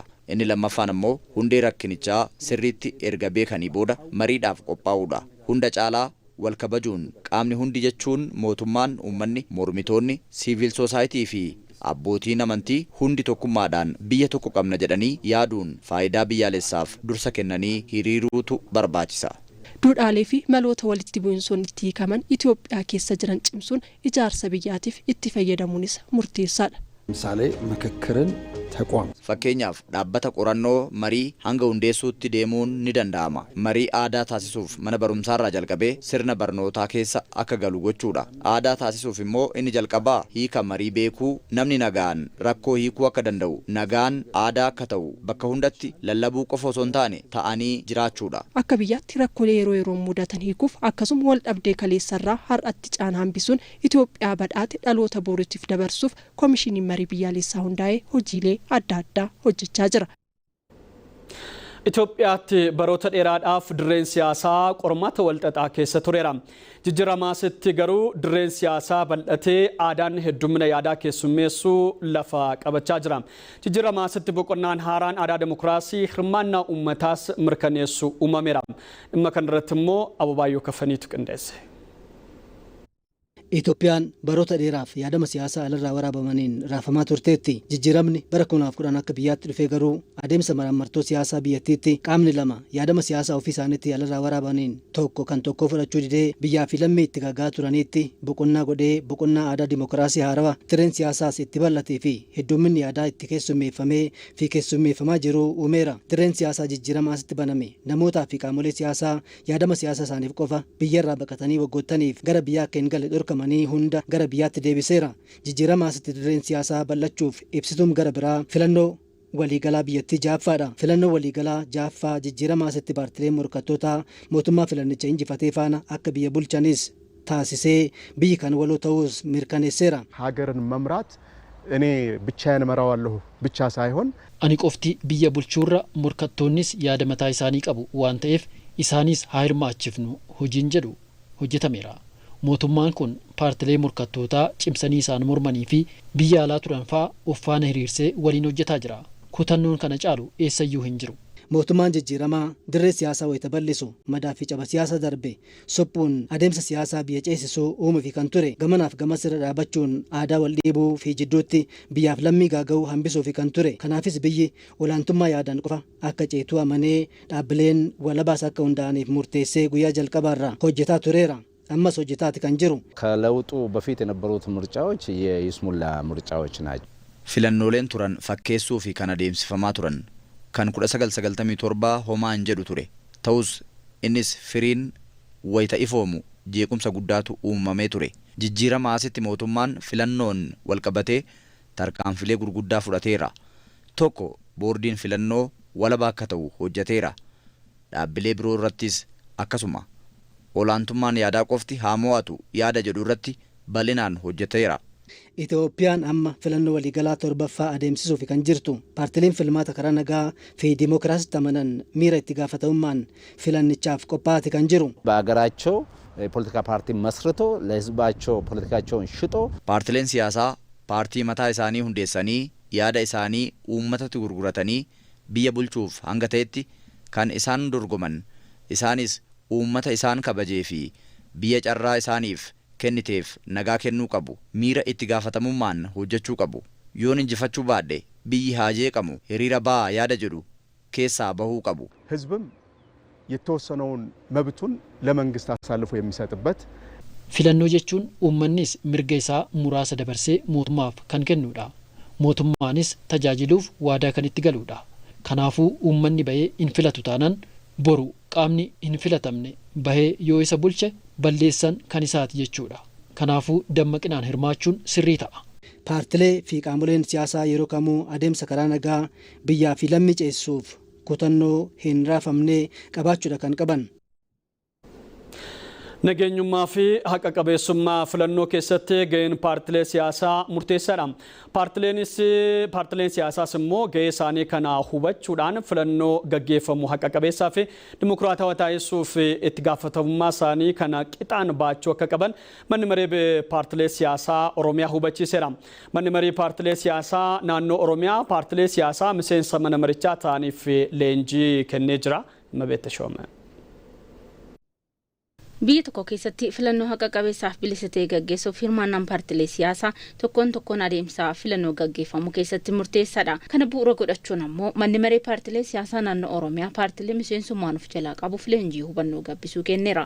Paartileen siyaasaa filannoo haqa qabeessaa fi bilisaa gaggeessuu keessatti akkaatuma adeemsa filannootti filannoon dura yeroo filannoo fi filannoon booda gahee fi itti gaafatamummaa isaanii bahachuu qabu jedhame. Filannoon osoo hin jalqabin yookaan immoo pre-election kan jedhu san keessatti sanada mataa isaanii qopheeffatu duula na fidadhaa gaggeessu achi immoo nama isaan bakka bu'ee filannoo irratti hirmaatu qopheessu uummata kam akka bakka bu'an yaada kam akka bakka bu'an ibsu achi booda immoo yeroo filannoo irratti hirmaatu uummanni bahee akka filatu kakaasu tarii amaloonni gaarii hin taane filannoo irratti yoo gaggeeffaman isa monitor godhu hin to'atu gaafa filannoon immoo filannoo firii filannoo bu'aa filannoo karaa nagaa ta'een fudhatu yoo komii qabaatanis immoo komii isaanii karaa seera ta'een dhiyeeffatu yookaan immoo tarii walii dubbatanii paartii mo'ate wajjin mootummaa ijaaruu danda'u. Hunda caalaa paartileen siyaasaa dhimmoota akka dantaa biyyaalessaa irratti hubannoo qulqulluu qabaachuu qabus jedhameera. Paartileen dhimma filannoodhaan wal qabatu dhimma mootummaa ijaarrachuudhaan wal qabatu irratti wal dorgomuun barbaachisaa akkuma ta'e dhimma waloo dhimma biyya itti fufsiisuu dhimma dantaa biyyoolessaa kabajuu irratti garuu waliin dhaabbachuu qabu.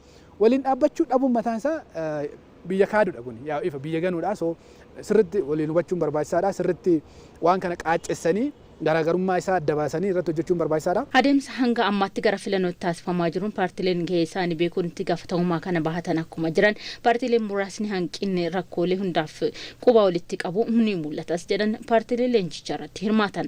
Yaada gurguddaa bocanii tarsiimoo imaammata sagantaalee baasanii deemu keessatti paartileen amma yeroo ammaa Itoophiyaa keessatti jirru of laaluu qabna.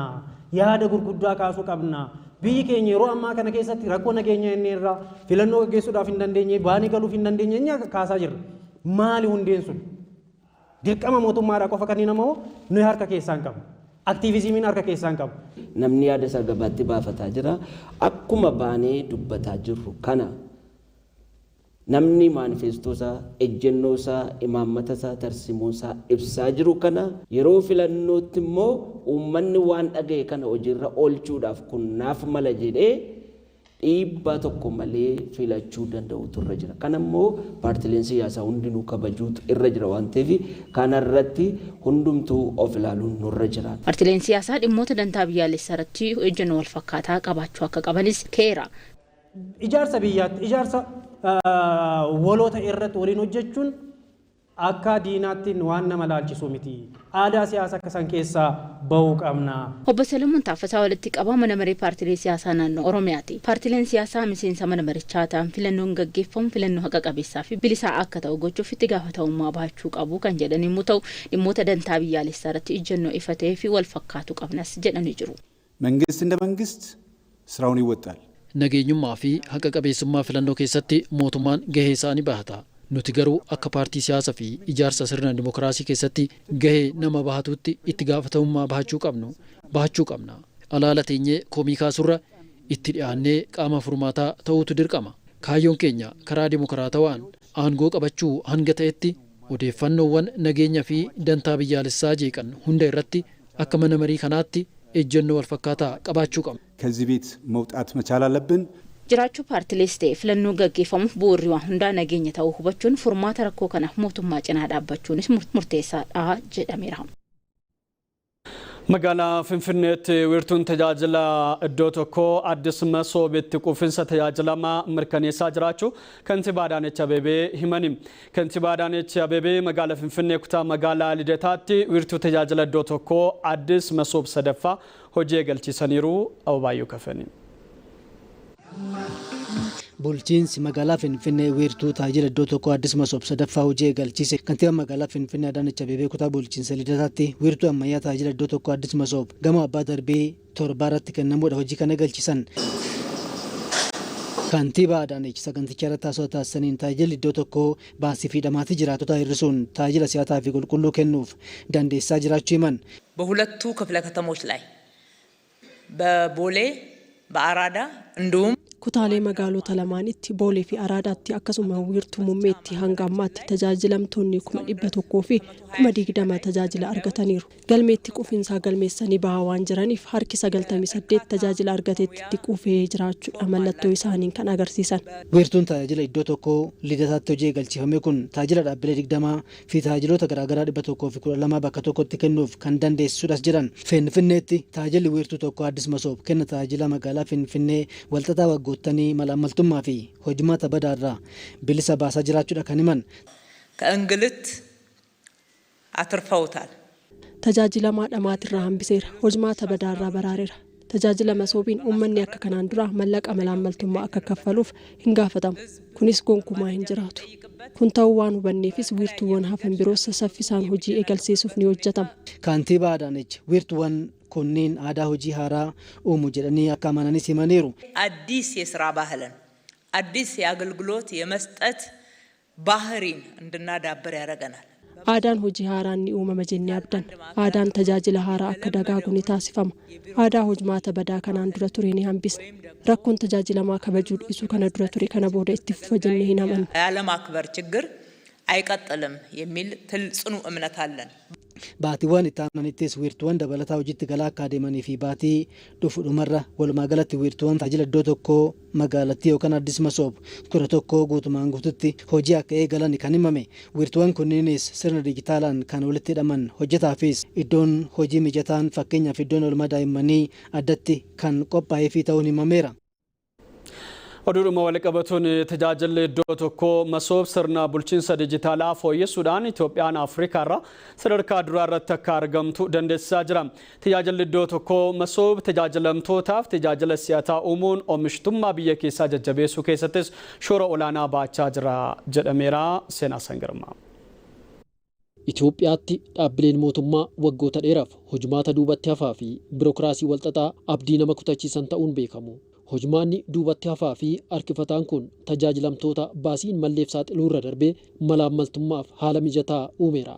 Hojmaanni badaan waggoota dheeraa lakkoofsise kun tajaajila iddoo tokkoo masoob tattaaffii cimaa mootummaa ida'amuutiin hojiirra ooleen bu'uurarraa furamaa jira. Tajaajilli iddoo tokkoo masoob adeemsa hojii manneen mootummaa kan ammayyeessa fi sirna tajaajilaa bu'uura irraa kan jijjiire yoo ta'u, sochii sirna dijitaalaa murteessaa ta'uuf danda'eera. Tajaajila iddoo tokkoo masoobiin odeeffannoowwan faayilaa waraqaa irraa bilisa ta'uun giddugala tokkotti tajaajila si'ataa ammayyaa'aa fi tuttuqqii namaa irraa bilisa ta'an akka kennaman dandeessisaa jira. Kunis dhamaatii tajaajilamtootaa hambisuu irra darbe malaammaltummaa hir'isuufis qooda olaanaa akka baatu isa dandeessisa. በቀጣይ የሚታሰበው ሁሉም አገልግሎቶች ወደ መሶብ አገልግሎት እንዲገቡ ይጠበቃል።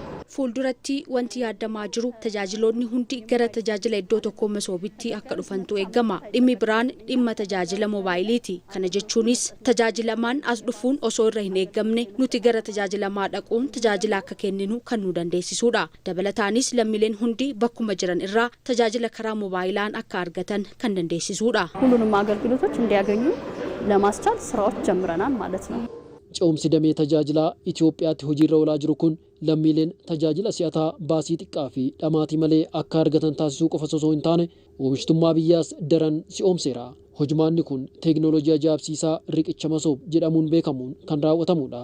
Teeknooloojiin kun dhaabbilee federaalaa ijoo 23 ta'an sirna dijitaalaan kan walitti hidheedha. Kunis wayita namni tokko tajaajila adda addaa argachuuf gaafatutti siistamichi gaaffii dhiyaate saffisa olaanaadhaan eenyummeessa dijitaalaa abbicha gaaficha dhiyeesseen wal qunnamsiisuun eenyummaa abbichaa kan mirkaneessudha. Wayita ammaa lammiileen miiliyoona 37 ol eenyummeessa dijitaalaa faayidaa galmaa'uun isaanii turtiin tajaajila argachuu dhibbeentaa 60 akka hir'atu taasiseera. Haaluma kanaan sanadoota adda addaa baachuu kan hambisee fi turtii lammiileen tajaajila argachuuf hiriirarra dhaabbatan xiqqeessuun sa'aatii isaanii hojii irratti akka dabarsan waan dandeessisuuf oomishtummaa guddisuu keessatti shoora olaanaa baachaa jira. Fakkeenyaaf turtiin haaromsa paaspoortii guyyoota 30 irraa gara guyyoota 2tti galmeen eeyyama daldalaa torbanoota 2 irraa gara guyyoota 2tti akka hir'atu taasiseera.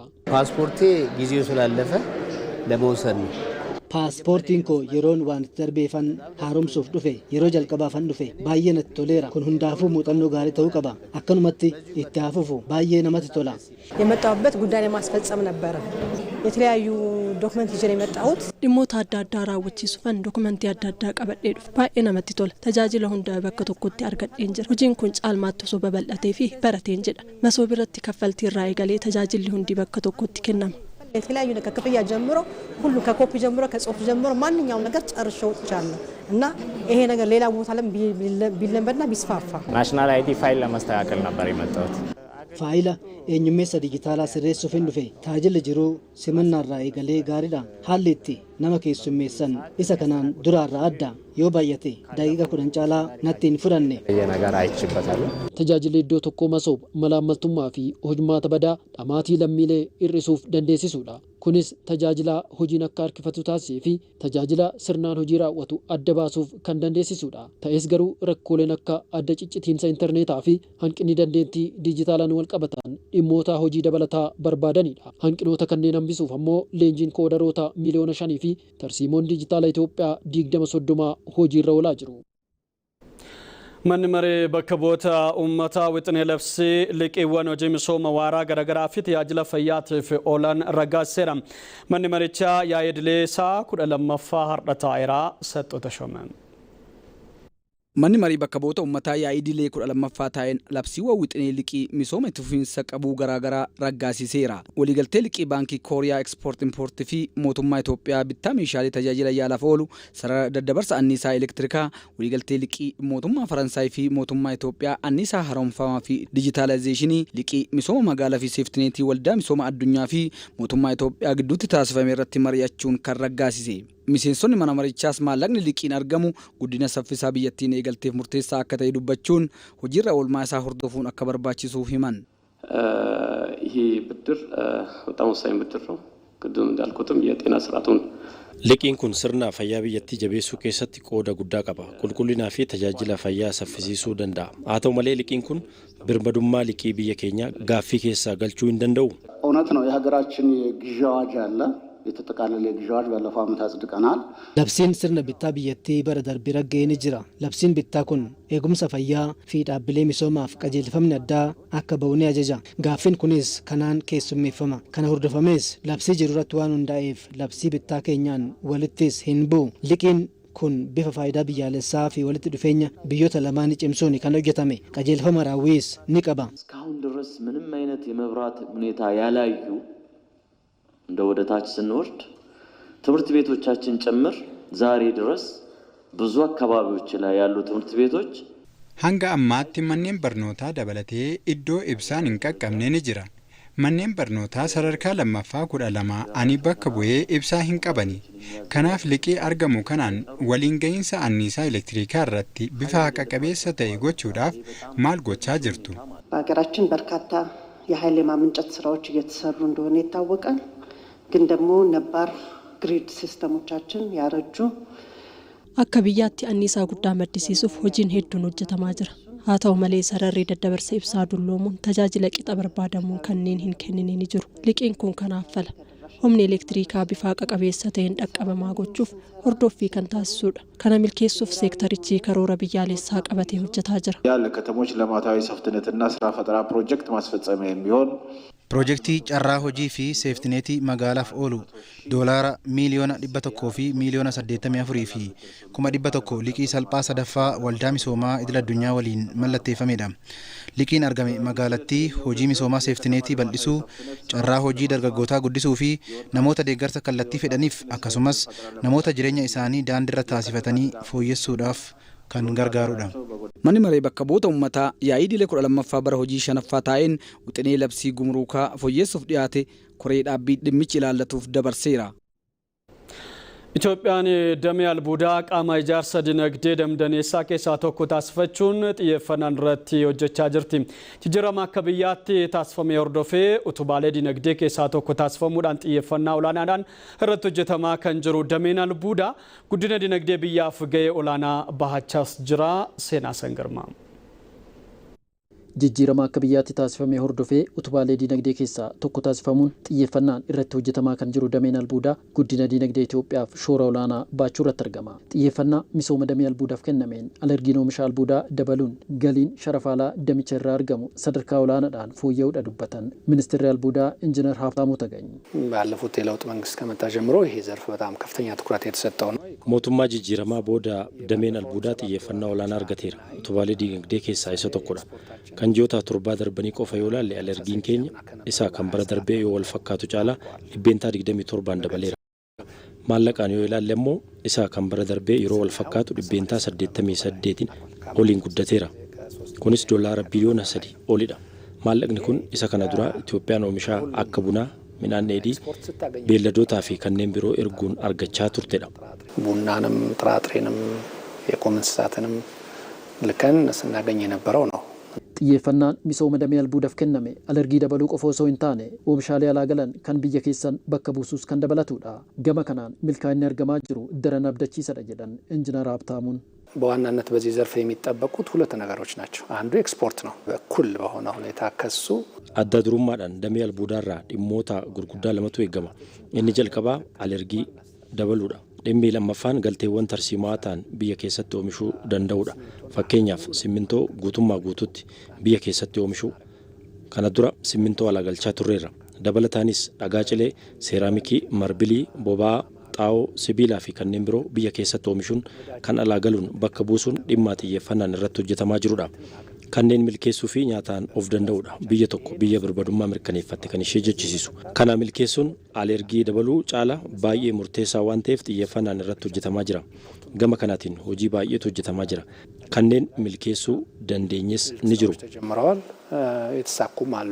keessumattuu oomishtummaan simintoo, dhagaa cilee, seeraamiksii, giraanaayitii fi oomisha sibiilaa irratti mul'ataa jiru sharafa alaa argamsiisuu fi oomisha alaa galaa turan kan biyya keessan bakka buusuu irratti jijjiirama qabatamaa argamsiisaa jira. ሲሚንቶ ላይም እንደዚሁ ከአምናው ተመሳሳይ ጊዜ ከ31% በላይ ነው ጭማሪ ያምርት ያለው። Oomishtummaan simintoo isaa kan bara darbee yeroo wal fakkaatu caalaa dhibbeentaa 31 oliin dabaleera. Dhagaa cilee guutummaa guutuutti kan biyya keessaan bakka buusaa jirra. Kanaan dura doolaara miliyoona 300 baasii taasisuun oomisha simintoof oolchaa ture. Seeraamikii ji'oota 2 booda guutummaan guutuutti biyya keessatti oomishuuf ijaarsi warshaalee gurguddaan xumuramaa jira. Giraanaayitiinis akkuma kana oomisha sibiilaa biyya keessaa galchuuf sharafa olaanaa baasaa turre. Kana hambisuuf hojjetamaa jira. Kana jijjiiruu hin dandeenye taanaan hojii damee ijaarsaa fi maanifaakcharingii keenya ni dhaabbataa jechuudha.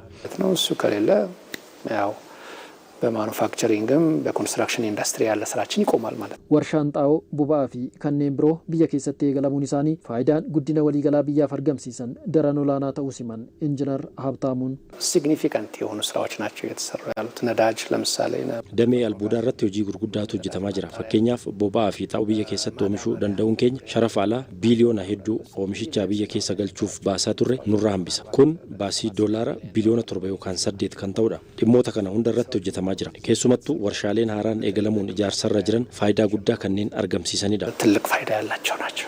dameewwan albuudaa gabaan addunyaa irraa barbaaduu fi guddina dinagdee Itoophiyaa saffisiisuu danda'an adda bahuun xiyyeeffannaan irratti hojjetamaa jira jedhan ministeerri albuudaa injiinar Habtaamuu Tagany. Abbootii qabeenyaa misooma albuudaa irratti bobba'an jajjabeessuu fi investoroota haaraa damicha keessatti hirmaachisuufis hojjetamaa jira kan jedhan ministeerichi hojiin dhaabbilee cimsuu seerota dambiiwwanii fi hojmaata fooyyessuu itti fufiinsaan kan hojjetamu ta'us mirkaneessaniiru. Fooyyessi dinagdee gooroo damee albuudaa keessatti investoroota hawwachuun misooma damee albuudaa caalmatti si'eessuu isaas ministeerri albuudaa injiinar Habtaamuu Tagany himaniiru. Godina Gujii Lixaatti bara kana lafti hektaarri 300 fi 87 ol qonna arfaasaatiin qotameera. Qonnaan bultoonni godina Gujii Lixaa rooba yeroo ammaa argatanitti fayyadamuudhaan midhaan facaasaa jiraachuu isaanii waajjirri qonnaa godinichaa beeksiseera. Yerusaalem Shimallis gabaasa godinicharraa nu qaqqabee akka nuti qindeessiteetti. Godina Gujii Lixaatti bara kana qonna arfaasaatiin lafti hektaarri 300 fi 87 ol midhaan akaakuu garaagaraatiin hojiin misoomsuu eegalameera. Godinichatti qonnaan bultoonni aanaa Bulee Horaa rooba yeroo ammaa argatanitti fayyadamuun midhaan facaasuu eegalaniiru. Tarsiimoo qonnaatti fayyadamne erga oomishuu jalqabnee fayyadamaa jirraa jedhan qonnaan bultoonni. Amma jijjiirama jiru gaarii roobi gaarii kan fooyyessine amma qonnas baay'inee badhineerra baran gaddaa hektaara 2 wayii as qonne ammas hektaara 10 fi tokkoof tuqaaway qonneerra yoo qonni kun akka amma jiru kanaan gaarii ta'e mul'atee itti fufe hektaara tokkorraa 40 ol arganna jennee yaadna. Midhaan kana haala kun amma tiraatiraatiin qotatiis guddoo nutti bareeda. Bakka amma tiraatirri dhufee xaa'oon dhufetti kintaala 5 gara 10 deenneerra. Gara 20 deenneerra. Dhiyeessi sanyii gosa tokko facaanne aramaa gisee tokko aramna.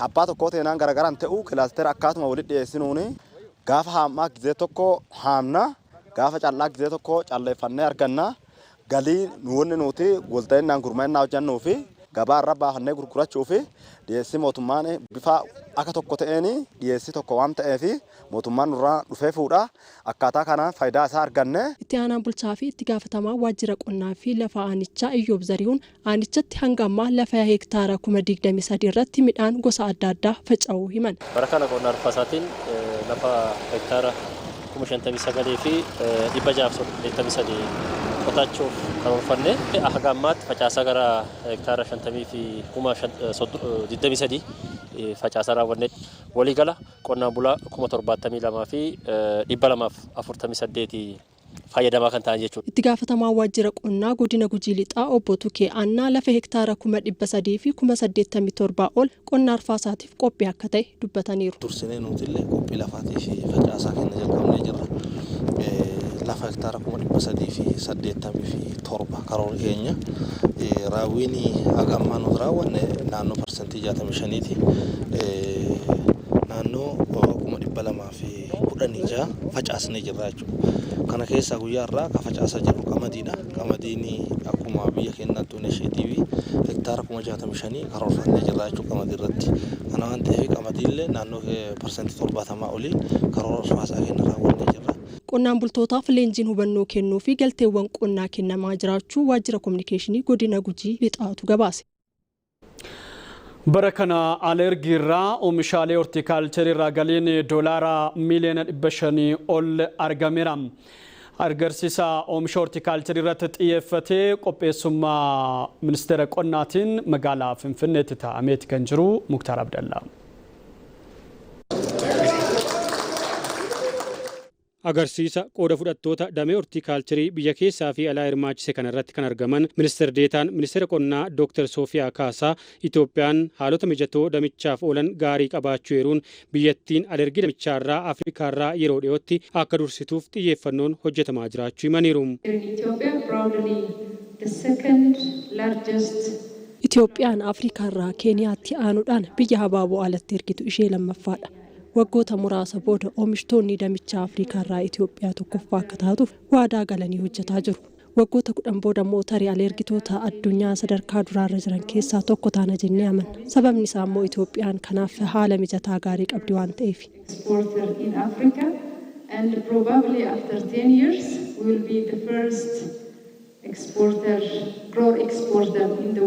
Ethiopia has a huge potential for the floriculture sector. Damee hortiikaalchariif biyyattiin xiyyeeffannoo kenniteen alergiin damichaa dabalaa jiraachuun kan eerame yoo ta'u bara kanas oomisha damichaarraa galiin doolaara miiliyoona 500 olii argamuun ibsameera. Agarsiisa oomisha hortiikaalcharii har'a eegaluun guyyoota 3 itti aananiif turu kanaan oomishtoonni biyya keessaa fi alaa hirmaataa kan jiran yoo ta'u sagantichi qaamolee garaagaraa waliin akka wal quunnamaniif carraa kan isaaniif uumu ta'uu himaniiru. Baay'ee faayidaa guddaadha. Maal irraa tokkoffaa gabaa arganna. Hojii adda addaa hojii hojjechuu dandeenya. Kan nu beeknu barsiisuu dandeenya. Kan isaan beekan barsiisuu danda'u. Waan beeknu as keessa jirra. Waan hin beeknes as keessa jirra. Wanna jirurraa as keessa barannee achirratti hojjenna jennee yaadna. Damee hortiikaalchariin haga ammaatti lammiilee 200,000 oliif carraan hojii uumamuun kan himame yoo ta'u fooyya'insa imaammata dinagdee gooroo mootummaan taasiseen damichaan kana caalaa akka hojjetamuuf carraa kan uumu ta'uunis himameera. Riifoormii mootummaan fideetiin doolaarrillee akka argatan liqaan akka mijeeffamuu fi faayinaansiin jechaadha. Faayinaansii sirrii ta'e akka dhiyaatuu fi akkasumallee karaa faayinaansii irratti hanqinoota jiran mootummaaf dhiyeessine inni sunis karaa mammaa fooyya'insa dinagdee dhufeetiin furmaata argatee baay'een isaa immoo irratti hojjetamaa jira jechaadha. Dhibbaa dhibba ta'uu baatullee gara deemsa keessa inni kaanis deebi'aa deema garuu keessumaa karaa doolaara argachuutiin faarmoonni yookaan qotee bultoonni nu bira jiran baay'een isaanii sharafa ni argatu, doolaara ni argatu, baankota faana waliin hojjetu, dinagdee isaanii irratti yookaan investimentii isaanii babal'isuuf haala kanaan hojjechaa jiru jechaadha. Sharafni alaa damicharraa argamus yeroo gara yerootti dabaluun damee qonnaarraa bunatti aanuun sadarkaa lammaffaarratti kan argamu ta'uun himameera. Kabajamtoota daawwattoota keenya ETV Afaan Oromoo irraa odeeffannoo bifa biyyaatiin marsaa lamaan kallattiidhaan isin biraan gahaa kan turre saa 12 irraa eegaluudhaan kan hanga ammaatti daawwattan tureen hordofana wajjin turuu keessaniif guddaa galatoomaa. Sa'aatii 2 walakkaa yeroo ta'u ministeerri muummee Dr. Abiy Ahmed dhimmoota wayitaawaa biyyattii irratti xiyyeeffachuudhaan haasaan isaan taasisan kallattiidhaan isin biraa kan ga'u ta'a. Gamanumaan akka daawwattan isin affeerra halkan gaarii.